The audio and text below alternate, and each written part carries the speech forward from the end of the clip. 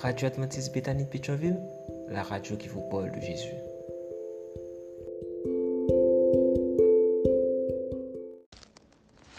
La vigile matinale provient de l'œuvre de Monica Diaz, Méditation quotidienne au féminin. La méditation de ce matin, aujourd'hui, 27 mai 2024, est tirée de Jean 5, versets 39 et 40. Vous sondez les Écritures, ce sont elles qui rendent un témoignage de moi, et vous ne voulez pas venir à moi. Pour que le Christ nous trouve, page 156. Jésus séjournait dans la maison de Marie et Marthe. Marie, assise à ses pieds, absorbait chaque mot qui sortait de sa bouche.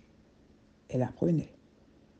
Marthe, occupée à de nombreuses tâches, restait loin du maître. Ressentant de l'injustice par rapport à sa sœur, Marthe a dit à Jésus, « Seigneur, cela ne te fait-il rien que ma sœur me laisse seule pour accomplir tout le travail ?» Jésus lui a répondu, « Une seule chose est nécessaire. » Nous pouvons déduire de ce contexte que la seule chose nécessaire à laquelle Jésus faisait référence est une connaissance intime de Dieu. Aujourd'hui, nous n'avons pas parmi nous un Jésus révélé dans la chair, mais nous avons un livre qui révèle Jésus par les mots, la Bible. Maintenant, nous pouvons lire ce livre comme la relation de Marthe avec Jésus. Marthe connaissait Jésus, mais cette connaissance ne l'avait pas amené à changer l'ordre de ses priorités dans la vie. Ou, nous pouvons le dire pour recevoir la sagesse d'en haut qui transforme notre caractère, en alignant nos principes, nos intentions, nos motivations et nos comportements sur les valeurs du royaume que Jésus est venu nous montrer. Lorsque je suis entrée à l'université, ma mère m'a fait une remarque que je n'ai jamais oubliée. Certaines personnes passent par l'université, mais l'université ne passe pas par elles. J'ai compris ce qu'elle voulait dire. Acquérir des connaissances pour le plaisir d'acquérir des connaissances n'est pas la raison pour laquelle je veux que tu ailles à l'université.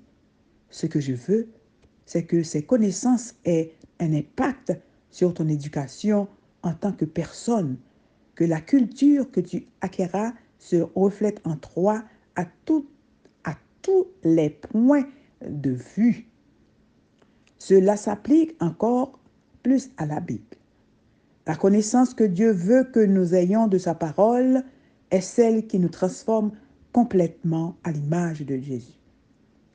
Dieu veut que notre lecture de la Bible se fasse en harmonie avec le Saint-Esprit, dans l'intention et de telle sorte qu'elle nous transforme en femmes qui agissent par conviction.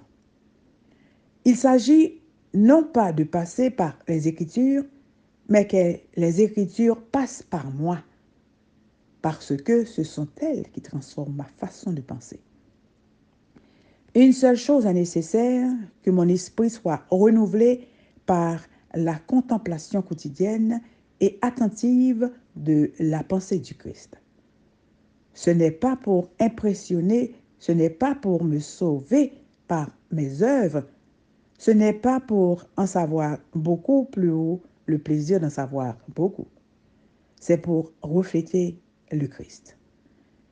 Et c'est dans la Bible que nous trouvons le Christ, c'est-à-dire si nous la lisons de manière à ce que le Christ nous trouve.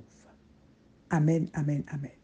Pour que le Christ nous trouve, que Dieu vous bénisse. Bonne journée.